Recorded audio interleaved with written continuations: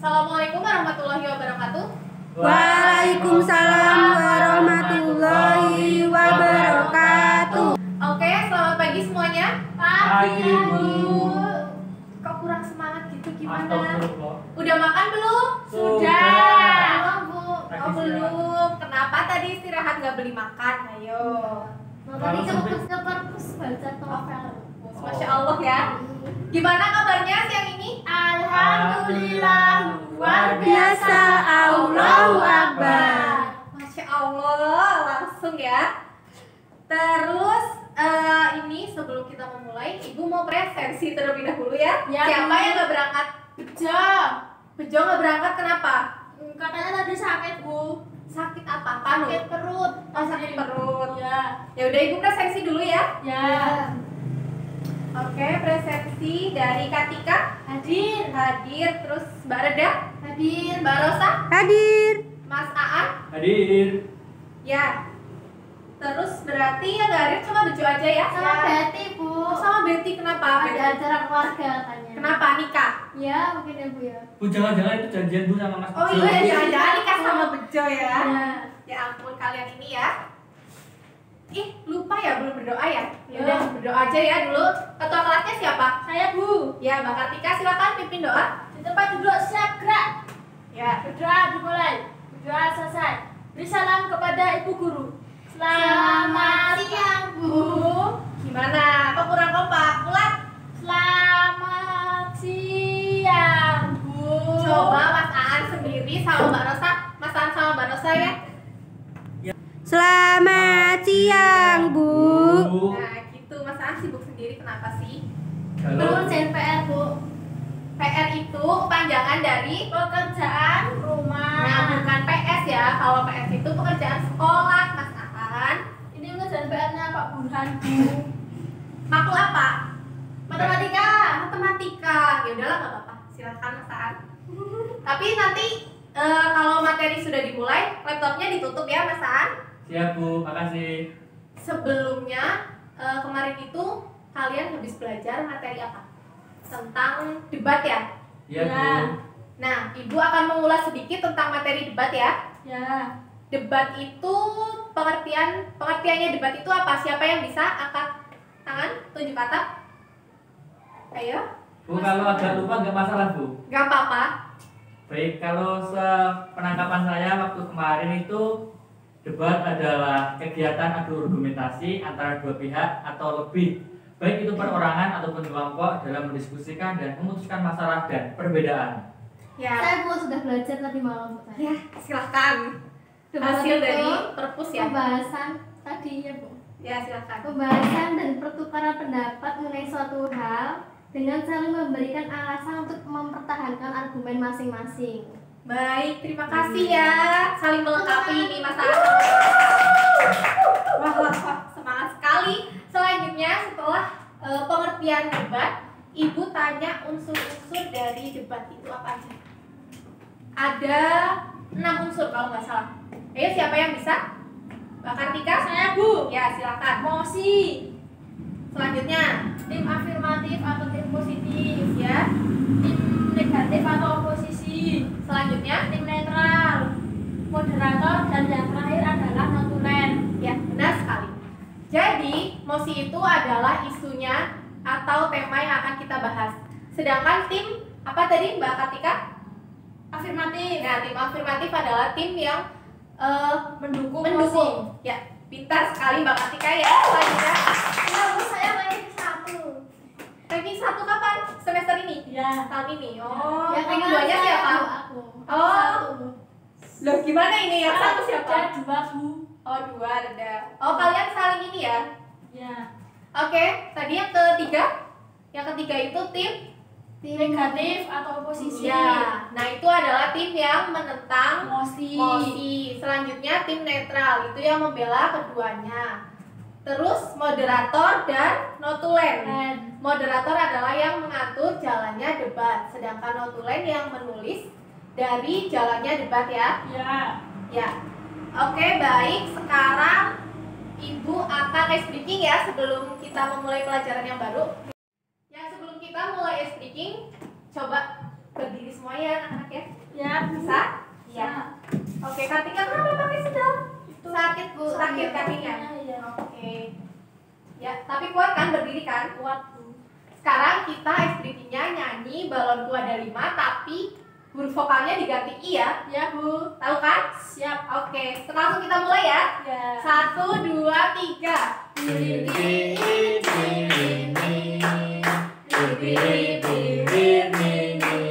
Semangat ayo.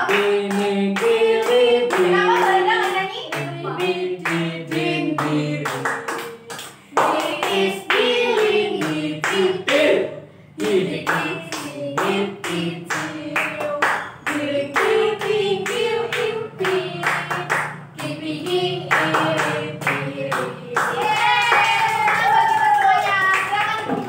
Kesempatan kali ini kita akan membahas tentang KD 3.14 yaitu menilai hal yang dapat diteladani dari teks biografi. Nah di sini sebelum kita masuk ke pelajaran ada yang pernah dengar nggak teks biografi itu apa? Atau pernah membaca teks biografi atau pernah mendengarkan video teks biografi? Pernah tahu. Pernah tahu. Nah sekarang teks biografi itu apa? Coba Mas Aan. Teks biografi itu apa?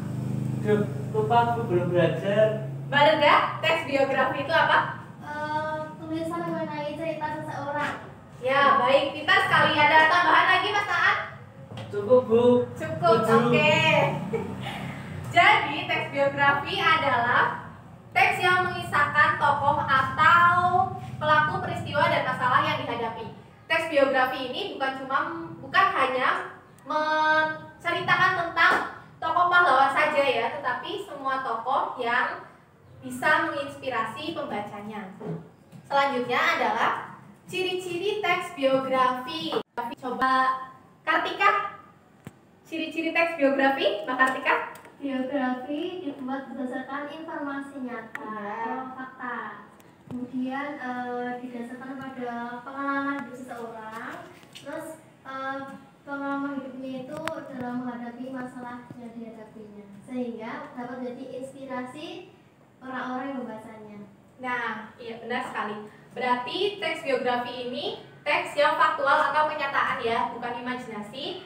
Dan pengalaman hidup seseorang. Jadi bagaimana seseorang ini menyelesaikan persoalan atau masalah dalam hidupnya. Nah itu sebagai motivasi pembacanya seperti itu. Selanjutnya ada struktur teks biografi. Coba siapa ibu pengen Mas Aan, struktur teks biografi itu apa? Struktur teks biografi itu yang pertama ada orientasi, kemudian ada peristiwa dan masalah, yang ketiga ada reorientasi Bu. Ya, penjelasan dari reorientasi itu apa Mbak Niken? Kesimpulan yang berisi peninjauan sikap kembali. Baik ya. Ciri-ciri yang kedua adalah peristiwa dan masalah. Miss Bahul coba Iya Bu. menjelaskan tentang peristiwa dan masalah itu apa? Peristiwa dan masalah itu tuh kejadian yang luar biasa dan masalah yang dialami tokoh Bu. Gitu Bu, kalau katanya Aan Bu tadi. Oh nyontek ke Aan ya? Ya. Tanya ke Aan dulu. Selanjutnya reorientasi Mbak Putri. Reorientasi Orientasi itu kesimpulan. kesimpulan baik. Nah di sini ada 4 pola penyajian dalam teks biografi. Coba Mbak Rosa, pola penyajian yang pertama itu apa? Alur cerita Bu. Ya. Alur cerita itu alur yang berjalan maju. Terus sudut pandang. Boleh. Sudut pandang itu dilakukan oleh orang ketiga yang serba tahu. Ya sudah. Oh iya. Yang ketiga ibu pengen Mbak Nugraheni apa? Ya, ada kayak penulisan ya. Gaya penulisan ada penjelasannya? Penjelasannya itu kayak penulisan Iya. itu dilakukan secara deskriptif naratif. Ya, baik. Pinter-pinter ya pas ini ya. Ya. Yang terakhir itu pola penyajian dari teks biografi apa Mas Aan? Yang keempat? Bentar Bu, kasih waktu Bu mikir Bu. Ya, silahkan boleh. Fokus Fokus penceritaan ya, penceritaan. Penceritaan. Ya, Bu. Fokus penceritaan ini adalah keberhasilan dari karir suatu tokoh ya, keberhasilan atau dari karir atau usahanya tokoh. Iya Bu. Oke, selanjutnya adalah hal yang dapat diteladani dalam teks biografi. Ini ada 3. Yang pertama, sikap kebaikan terhadap sekitar. Yang kedua, Mbak Rosa, Perjuangan dia untuk mencapai sesuatu. ya baik, pintar sekali. Yang terakhir, Mbak Sukoco. Yang terakhir dari hal yang dapat diteladani itu apa? Kegigihannya dalam mempertahankan sesuatu. Ya, Masya Allah, baik sekali. Kalian sudah belajar ya? Ibu tanya ini pintar-pintar sekali. Oke, karena kalian sudah bisa menjelaskan sendiri tanpa ibu jelaskan ya. Kalian sudah mengerti. Sekarang kita akan langsung ke media dan contoh teks. Contoh teks di sini ibu mengambil dari R.A. Kartini. Nah, sembari menunggu dari contoh teks ini terbuka, kalian juga harus, nah udah mulai ya. Nah, nanti sambil membaca ini kalian harus mencari tentang apa sih hal yang dapat diteladani dari R.A. Kartini. Ya. Oke, ibu kasih 5 menit untuk kalian membaca teks R.A. Kartini.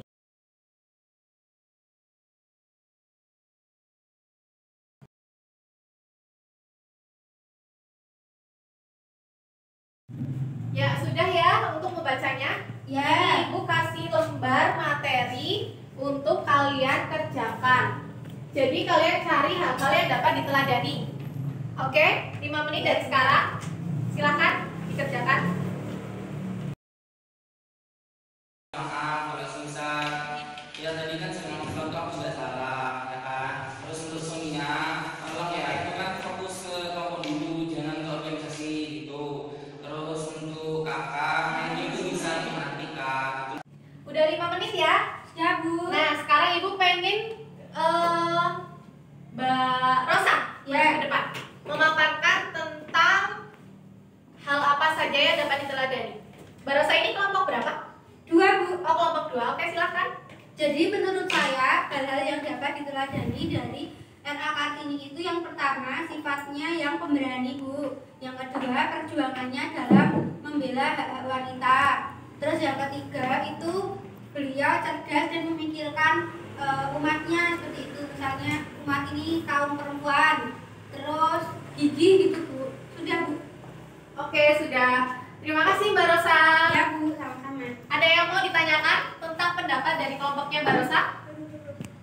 Tidak. Tidak, Bu. Oke, jadi benar ya Mbak Rosa ya. Jadi R.A. Kartini ini terkenal dengan bukunya yang berjudul apa? Anak-anak? Habis gelap terbitlah terang. Ya, itu menceritakan tentang perjuangan R.A. Kartini ya, membela kaum perempuan seperti itu. Nah, selain itu, di sini ibu akan memberikan kalian video tentang B.J. Habibie. Lalu kalian telaah hal apa yang dapat diteladani serta pola penyajiannya itu ikut apa. Tadi kan ada 4 pola penyajian. Nah, kalian itu memilih ya dari videonya B.J. Habibie hal pola penyajiannya itu ikut yang mana seperti itu. Ya. Nah, tugas itu nanti dipresentasikan di akhir pembelajaran. Nah, sekarang bisa kalian lihat dulu videonya. Hai people, selamat datang di channel Mobidu. Dalam kesempatan kali ini, Mobidu akan berbagi kisah inspiratif tentang seseorang tokoh yang sangat luar biasa dan kita sudah tidak asing lagi di dalam pikiran kita, yaitu Baharudin Yusuf Habibie atau yang kita kenal sebagai B.J. Habibie. Presiden Republik Indonesia yang ketiga ini, sekaligus yang kita tahu sebagai Bapak Teknologi Indonesia ini, dan lebih dikenal dunia dengan sebutan Mr. Crack, sejak ia menemukan rumus faktor Habibie, sebuah teori yang dijadikan landasan ilmu dalam keilmuan penerbangan. Setelah B.J. Habibie dikenal sebagai Bapak Demokrasi Indonesia juga, karena beliau sudah membawa angin segar atas kebebasan pers di Indonesia pada saat dia menjabat sebagai Presiden Republik Indonesia yang ketiga. Bagaimana perjalanan B.J. Habibie untuk menjadi seorang teknokrat sekaligus negarawan? Inilah kisahnya. B.J. Habibie lahir pada tanggal 25 Juni tahun 1936 di kota Parepare, Sulawesi Selatan. Ayahnya yang ternyata seorang ahli pertanian dan ibunya seorang dokter spesialis mata. Dan sejak kecil B.J. Habibie suka menyendiri dan suka membaca buku. Walaupun begitu juga, ternyata B.J. Habibie aktif untuk bertanya kepada siapapun.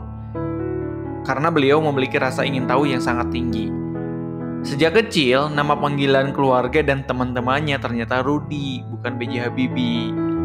Rudy nama panggilannya.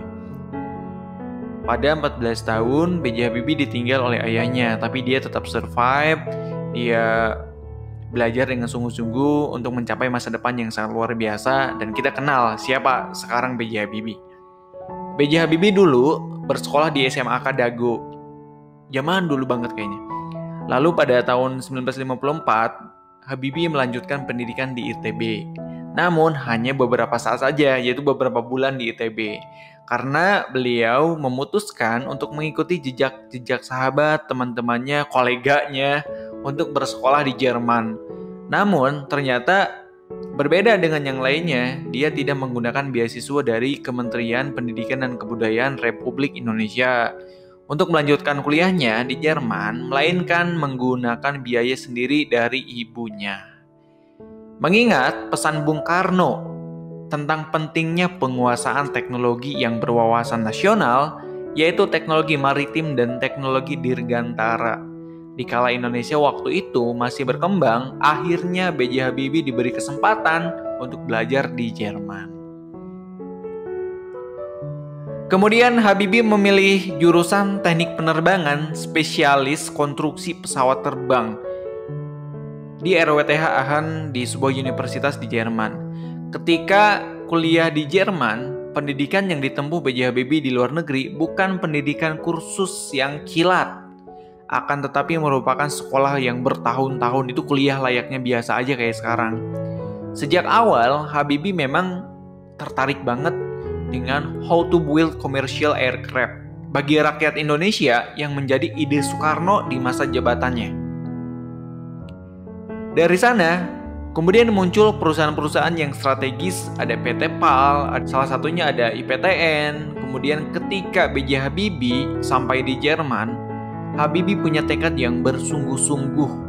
Di dalam perantauannya, dia harus sukses dan membawa peluang yang sangat luar biasa bagi Republik Indonesia dan untuk penghormatan untuk ibunya karena dia sudah membiayai kuliah dan kehidupan sehari-harinya di Jerman. Beberapa tahun kemudian, di tahun 1955 di Aachen, 99% mahasiswa Indonesia belajar di sana diberikan beasiswa penuh. Hanya saja beliau yang menggunakan paspor hijau dan swasta, berbeda dengan teman-teman yang lainnya. Bagi Habibie di perantauan, musim liburan bukan untuk liburan, justru menjadi kesempatan emas yang harus diisi dengan ujian, mencari uang untuk membeli buku. Setelah masa liburan berakhir, semua kegiatan dikesampingkan kecuali belajar. Berkat kegigihan dalam belajarnya, pada tahun 1960 B.J. Habibie mendapat gelar Diploma Engineering dan mendapatkan cum laude atau sempurna dengan nilai rata-rata mencapai 9,5, luar biasa.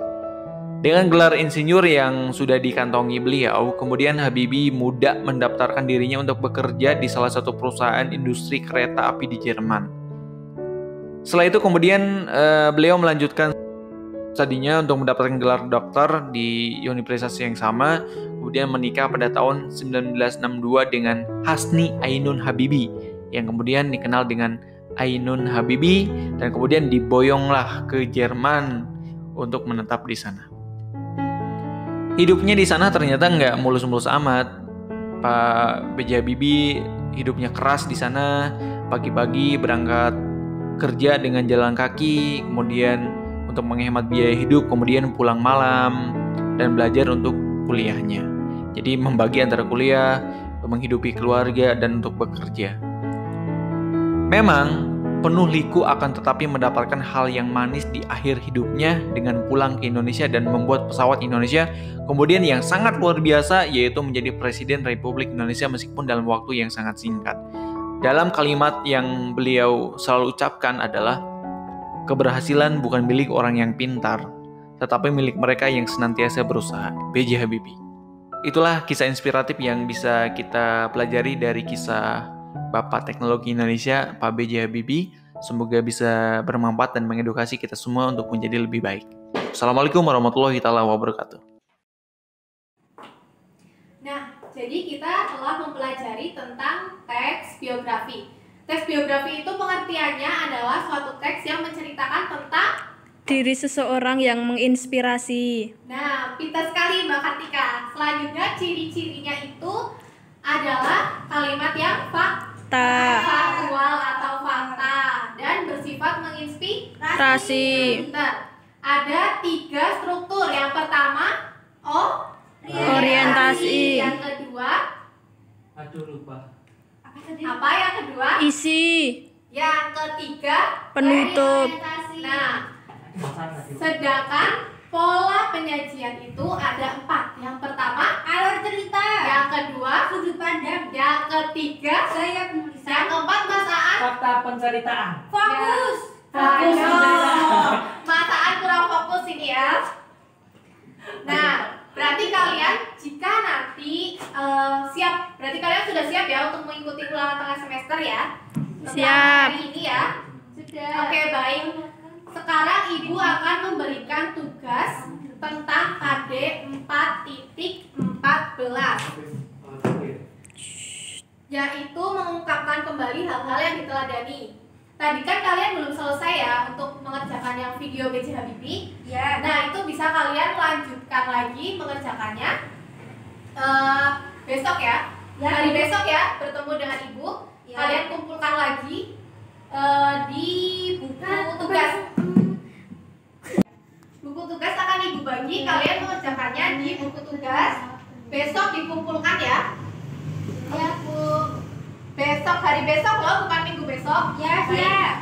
Oke, terima kasih dari Ibu. Mohon maaf apabila ada kesalahan.